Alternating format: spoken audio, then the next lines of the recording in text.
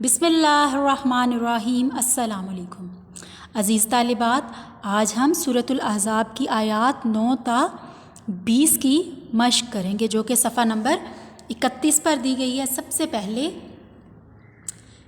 الکلمات والتراکیبوں میں جو یہ الفاظ دیے گئے ہیں، آپ نے ان الفاظ کے معنی پڑھنے ہیں اور انہیں اچھے سے یاد کرنا ہے۔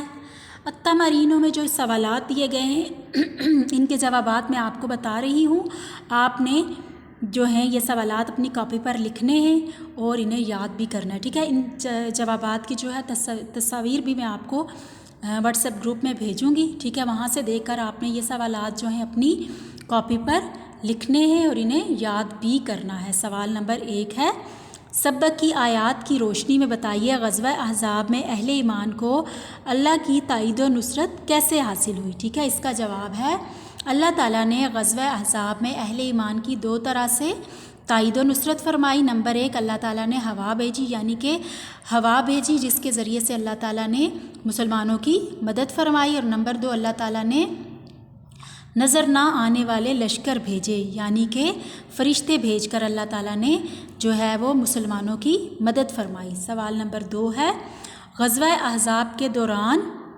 آزمائش کی گھڑیوں میں اہل ایمان اور منافقین کا طرز عمل کیا تھا؟ غزوہ احزاب میں اہل ایمان کا طرز عمل تھا، جب مدینہ میں دشمنوں کی فوجیں آ گئیں تو مسلمانوں کی آنکھیں پتھرا گئیں، ٹھیک ہے۔ ان کے دل جو ہیں وہ گلوں تک پہنچ آئے اور اللہ تعالیٰ کے بارے میں وہ جو مسلمان تھے وہ طرح طرح کے گمان کرنے لگے، ٹھیک ہے۔ اور منافقین کا طرز عمل کیا تھا؟ غزوہ احزاب کے موقع پر منافقین نے کہا اللہ تعالیٰ اور اس کے رسول صلی اللہ علیہ وسلم کا وعدہ جو تھا وہ صرف ایک دھوکہ تھا۔ انہوں نے اہل مدینہ سے کہا تمہارے لیے یہاں ٹھہرنے کا کوئی مقام نہیں، اور اپنے گھروں کے کھلا ہونے کا بہانہ بنا کر نبی پاک صلی اللہ علیہ وسلم سے اجازت لے کر راہ فرار اختیار کرنے لگے، ٹھیک ہے۔ یعنی کہ وہ میدان جنگ سے بھاگنے کے لیے بہانے بنانے لگے، ٹھیک ہے۔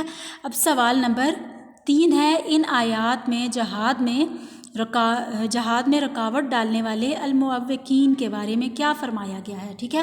دیکھیں، جہاد میں رکاوٹ ڈالنے والوں کے بارے میں ان آیات میں فرمایا گیا ہے کہ وہ اپنے بھائیوں سے کہتے ہیں کہ ہماری طرف آ جاؤ، وہ جنگ میں حصہ کم لیتے ہیں، وہ مسلمانوں کے بارے میں بخیل ہیں جو جہاد میں رکاوٹ ڈالتے ہیں، یہ ان کے بارے میں فرمایا جا رہا ہے، ٹھیک ہے۔ خوف کے موقع پر ان کی آنکھیں اس طرح گھومتی ہیں جیسے موت سے غشی والے کی آنکھیں گھومتی ہیں۔ جب خوف ختم ہو جائے تو وہ مسلمانوں کو